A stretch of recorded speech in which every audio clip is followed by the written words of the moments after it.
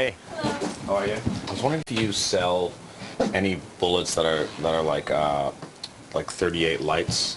There's really no such thing as that. They kind of look like they might be lights. No, they won't be lights. Sorry. Do these come in ultralights or like low lead or? No. No. So when I fire it, No. You want a bullet yeah, that's just going to hit somebody, yeah. and it's not going to do any damage. You know what I mean? Like a light bullet. Yeah, no, there's no real light bullet. It's weird because I read it on this other package. It was the cigarette package. And I was just wondering, did you know that Big Tobacco labels their cigarettes with things like ultralight, light, low tar, even though they can be as deadly and addictive as regular cigarettes? The same way you're not going to find safe, healthy cigarettes, you're not going to find safe, healthy bullets either. Labeling deadly cigarettes as light and ultralight?